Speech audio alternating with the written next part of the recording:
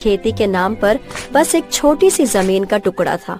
एक दिन की बात है, अर्जुन सुबह के समय अपने खेत में जाने की तैयारी कर रहा था कि तभी उसकी पत्नी रुक्मणी उससे बोली, हमारी शादी को 5 साल हो गए हैं, लेकिन अभी तक हम संतान के सुख से वंचित हैं। अपनी पत्नी की बात सुनकर अर्जुन मुस्कुराता हुआ बोला, चिंता मत करो रुक्मणी, सब भाग्य का खेल है। अगर हमारे भाग्य में संतान लिखी होगी तो वो जरूर आएगी। मैं आपकी बात समझती हूँ, लेकिन गांव वाले नहीं समझते। आप नहीं जानते, जब गांव वाले मुझे बांझ कहकर चिढ़ाते हैं तो मुझे कितनी तकलीफ होती है। उनकी बातों पर ध्यान मत दिया करो रुक्मणी। अब बड़े भैया आदित्य को ही देख लो, उनके विवाह को भी 7 वर्ष हो चुके हैं, मगर वो भी अब तक संतान के सुख से वंचित हैं। तुम्हारे भैया इस गांव में सबसे ज्यादा धनवान हैं। उनके पास अनाज के भंडार हैं। गांव वाले उनका बहुत ज्यादा सम्मान करते हैं। भला कोई उनसे कहने की हिम्मत क्यों करेगा। अपनी पत्नी की बात सुनकर अर्जुन चुपचाप अपने खेत की ओर बढ़ गया। रुक्मणी ने सही कहा था कि आदित्य का रुतबा गांव में किसी राजा से कम नहीं था, लेकिन आदित्य का स्वभाव अर्जुन के बिल्कुल विपरीत था। आदित्य अपनी हवेली में गहरी सोच में डूबा हुआ था कि तभी आदित्य की पत्नी चंद्रलेखा वहां आ पहुंची और आदित्य की ओर देखकर बोली, कौन सी गहरी सोच में डूबे हुए हो? चंद्रलेखा, कभी कभी सोचता हूँ कि मेरे इतने धनवान होने का क्या फायदा। ये कैसी बातें कर रहे हैं आप? शायद आप भूल रहे हैं, आज हमारा इस गांव में जो मान सम्मान और रुतबा है वो केवल आपके धन की वजह से है। हमारे विवाह को 7 वर्ष हो चुके हैं चंद्रलेखा, लेकिन अभी तक हम संतान के सुख से वंचित हैं। सोचता हूँ कि मेरे बाद मेरी इतनी बड़ी संपत्ति को आखिर कौन संभालेगा। मुझे विश्वास है कि हमारी संतान एक न एक दिन जरूर होगी। अपनी पत्नी चंद्रलेखा की बात सुनकर आदित्य मुस्कुराता हुआ बोला, मैं तो बस भगवान से यही प्रार्थना करता हूँ कि वो जल्दी से मुझे एक पुत्र का पिता बनने का सौभाग्य दे दे। और अगर भविष्य में मैं कभी गर्भवती हुई और मेरी पुत्री हुई तो क्या आपको प्रसन्नता नहीं होगी? ये सुनकर आदित्य के चेहरे पर क्रोध के भाव झलकने लगे, मानो कि चंद्रलेखा ने बहुत ही बुरी बात कह दी हो। आदित्य क्रोधित अवस्था में घूरता हुआ चंद्रलेखा की ओर देखकर बोला, चंद्रलेखा, तुम अच्छी तरह से जानती हो कि मुझे पुत्रियां बिल्कुल पसंद नहीं। मुझे केवल पुत्र ही चाहिए ताकि वो मेरे बाद इतनी बड़ी संपत्ति को संभाल सके। इतना बोलकर आदित्य वहाँ से चला गया। आदित्य अपने घर के बाहर निकला ही था कि तभी बाहर उसे मुखिया मिल गया। मुखिया आदित्य की ओर देखकर मुस्कुराता हुआ बोला, मैं तुम्हारे पास ही आ रहा था आदित्य। अच्छा हुआ तुम अपनी हवेली के बाहर मिल गए। अरे मुखिया जी, आप बाहर क्यों खड़े? अंदर तो आइए।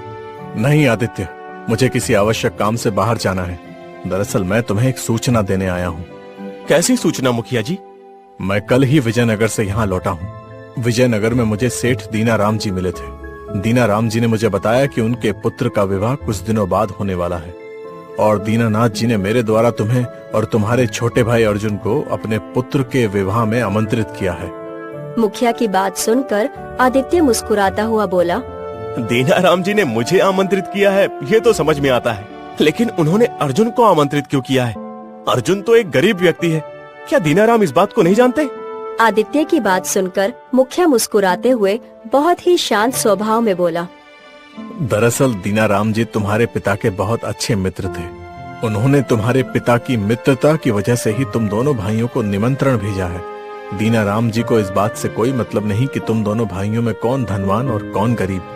इतना बोलकर मुखिया वहाँ से चला गया। आदित्य सीधे अर्जुन के खेत की ओर चल दिया। कुछ ही देर में आदित्य अर्जुन के खेत में खड़ा हुआ था। अपने भाई आदित्य की ओर देखकर अर्जुन खुश होता हुआ बोला, भैया आप इतनी धूप में मेरे खेत में? जरूर आपको कोई काम होगा। वैसे तो कोई खास काम नहीं है, लेकिन फिर भी मैं तुम्हारे पास आया हूँ। ये सुनकर अर्जुन बुरी तरह से चौंक पड़ा। कोई खास काम नहीं है फिर भी आप मेरे लिए आए? ऐसे कैसे संभव हो सकता है?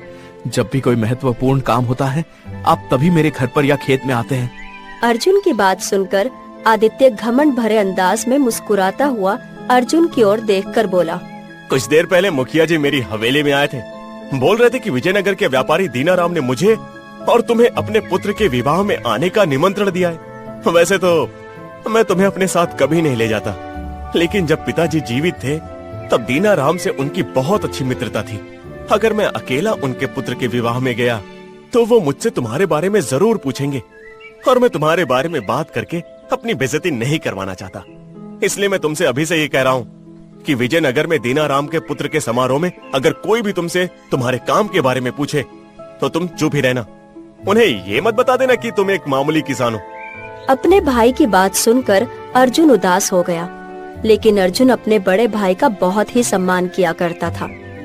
सच तो ये था कि वो कहना तो बहुत कुछ चाहता था, मगर वो कुछ भी नहीं बोला। ठीक है भैया, आप जैसा कहेंगे मैं बिल्कुल वैसा ही कहूँगा। ठीक है अर्जुन, कल सुबह मैं तुम्हारे घर पर आ जाऊंगा। तैयार रहना, हम कल सुबह ही विजयनगर जाने के लिए रवाना होंगे। और हाँ, कुछ ढंग के कपड़े पहन लेना। ऐसे किसानों वाले कपड़े पहन के समाज में जाने का सोचना भी नहीं। इतना बोलकर आदित्य घमंड भरे अंदाज में अकड़ता हुआ वहाँ से चला गया। शाम को अर्जुन थका हारा अपने घर पर चला आया।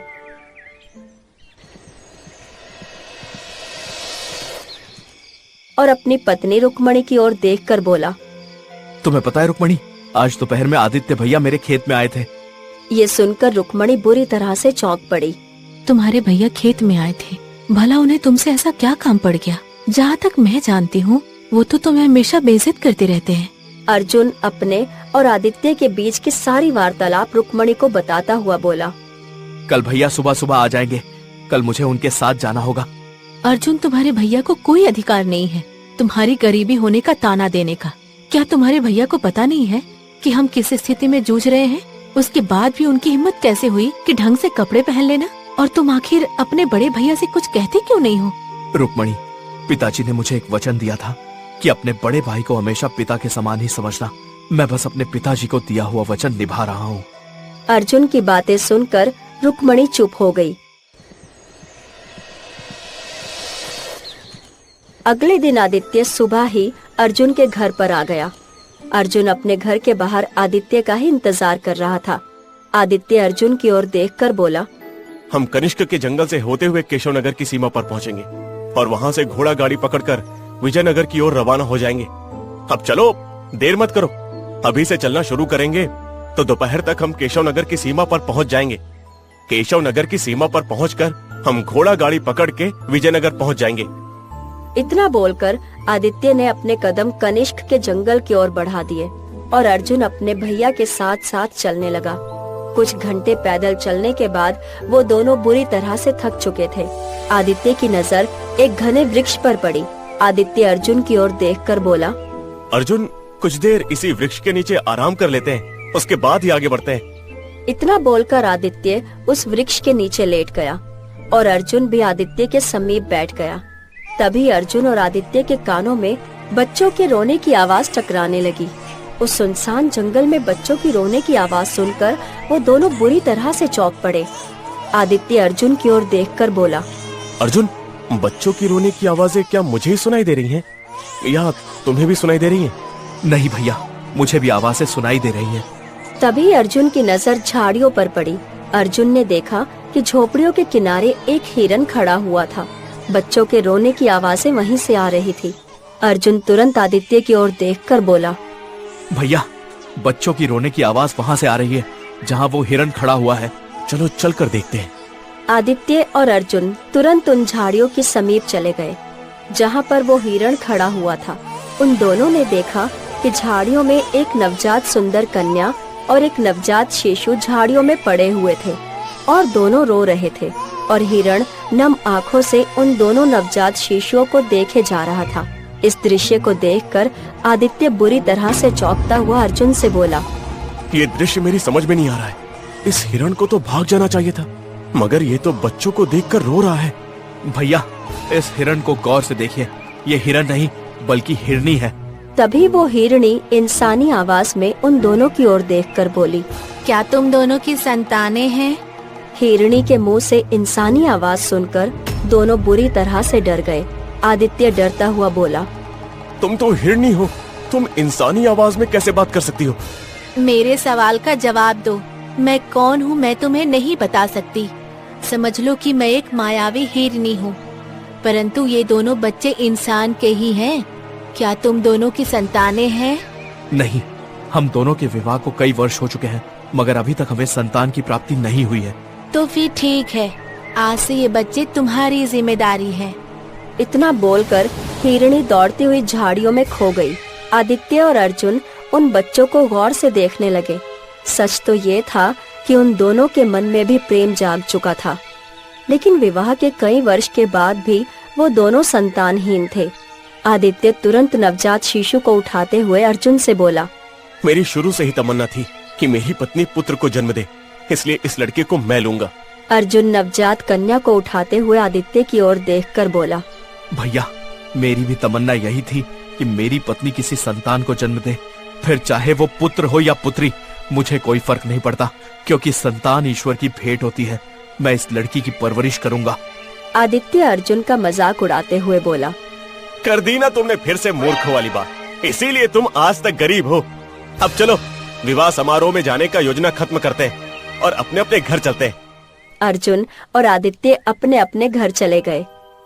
अर्जुन के हाथ में एक सुंदर पुत्री को देखकर उसकी पत्नी रुक्मणी बोली, अरे ये बच्ची किसकी है? अर्जुन सारी घटना बताते हुए रुक्मणी से बोला, आज से ये हमारी पुत्री है रुक्मणी। बिल्कुल सही किया आपने। शायद ईश्वर ने हमें ये संतान भेंट स्वरूप प्रदान की है। वैसे वो हिरणी कौन थी? पता नहीं रुक्मणी वो कौन थी और वो कहाँ चली गई। रुक्मणी उस सुंदर कन्या को निहारती हुई बोली, आज से इसका नाम सुलेखा होगा। तभी रुक्मणी की नजर सुलेखा के हाथ पर बने एक निशान पर पड़ी। अरे अर्जुन, देखो इसके हाथ पर तो एक छोटा सा निशान भी है। ये जन्मजात मालूम होता है। लगता तो ऐसा ही है। देखो अर्जुन, मेरा मन कहता है कि ये बच्ची बहुत ही खास है। इधर आदित्य खुशी से सारी घटना अपनी पत्नी चंद्रलेखा को बताता हुआ बोला, देखा तुमने मेरी बुद्धि का कमाल। इससे पहले अर्जुन इस शिशु को उठाता, मैंने पहले इसे उठा लिया। बिल्कुल सही किया आपने। आपका तो वैसे भी एक पुत्र का ही सपना था। सही कहा चंद्रलेखा। अब हम इसकी परवरिश अपने पुत्र की तरह करेंगे। आज से इसका नाम अशोक होगा। समय ऐसे ही बीतने लगा।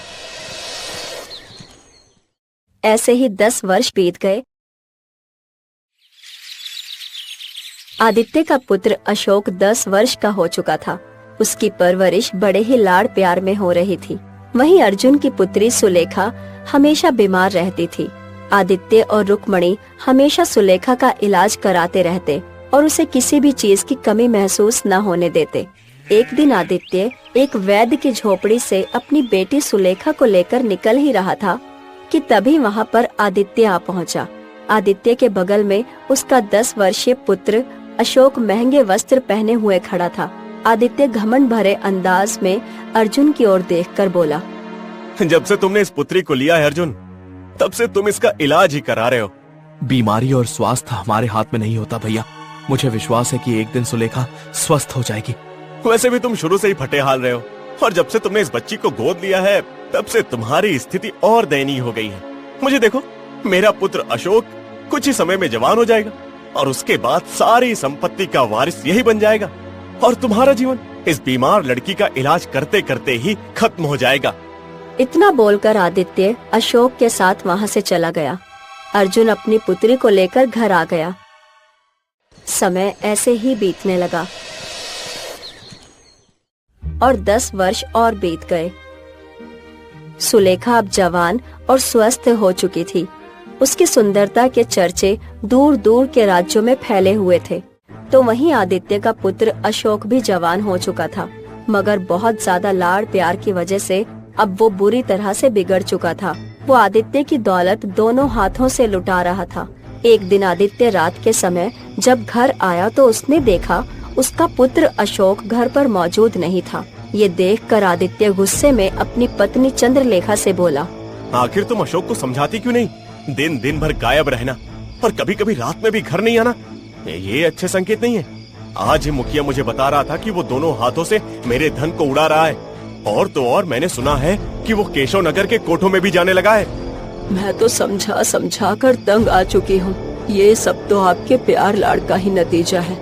जब मैं आपसे कहती थी कि उसको समझाओ, तब आप उसको समझाने की बजाय और ज्यादा बढ़ावा देते थे, और अब मुझे उल्टी सीधी सुना रहे हैं। तभी वहाँ पर अशोक नशे में धुत होकर आ पहुँचा। अशोक को नशे में देखकर आदित्य गुस्से से बोला, ये क्या है अशोक? क्या तुमने मदिरा पान करना भी आरंभ कर दिया है? पिताजी, मुझे मेरे मित्रों ने जबरदस्ती मदिरा पान करा दिया। इतना बोलकर अशोक फिर से जाने लगा। तुम कहाँ जा रहे हो अशोक? पिताजी, मैं आज बहुत खास काम से जा रहा हूँ। प्रार्थना कीजिए कि मैं उस खास काम में कामयाब हो जाऊं। अगर ऐसा हुआ तो फिर आपकी संपत्ति दोगुनी हो जाएगी। ये क्या बकवास कर रहे हो? कहीं तुम कोई उल्टा सीधा कार्य तो नहीं कर रहे? वैसे भी मेरे पास जितनी संपत्ति है वो काफी है। आखिर तुम्हें धन का इतना अधिक लोभ क्यों है? अशोक, तुम्हें किस चीज की कमी है? अशोक ने आदित्य की बात का कोई जवाब नहीं दिया और हवेली से बाहर निकल गया। आदित्य गुस्से से पैर पटकता हुआ अपने कक्ष में चला गया। अगली सुबह आदित्य सोकर उठा ही था कि तभी आदित्य की हवेली में केशव नगर के राजा विक्रम के 2 सैनिक आ पहुँचे। अपनी हवेली में सैनिकों को देखकर आदित्य बुरी तरह से चौंक पड़ा। एक सैनिक आदित्य की ओर देखकर बोला, तुम्हारा बेटा कहाँ है? वो तो कल रात से घर लौटा ही नहीं। हम बताते हैं तुम्हारा बेटा कहाँ है। क्या हुआ? उसने कुछ किया क्या? तुम्हारा पुत्र महाराज विक्रम के महल में चोरी करता हुआ पकड़ा गया है। उसे बंदी बना लिया गया है। पूछताछ में उसने बताया कि तुम उसके पिता हो। राजा विक्रम ने तुम्हें भी बंदी बनाने का आदेश दिया है।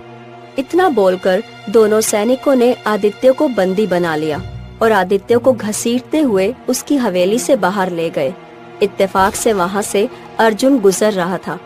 अपने भैया की ये हालत देखकर वो तुरंत आ पहुँचा और सैनिकों की ओर देखकर बोला, ये क्या कर रहे हो? ये मेरे बड़े भाई हैं। इन्हें कहाँ ले जा रहे हो? एक सैनिक गुस्से से अर्जुन को सारी घटना बताते हुए बोला, तुम्हारे भैया का पुत्र महल में चोरी करता हुआ पकड़ा गया है। उसका तो अब सारा जीवन कारागार में ही कटेगा और उसका क्या होगा इसका फैसला महाराज करेंगे। आदित्य रोते हुए अपने छोटे भाई अर्जुन से बोला, मुझे माफ कर दो अर्जुन।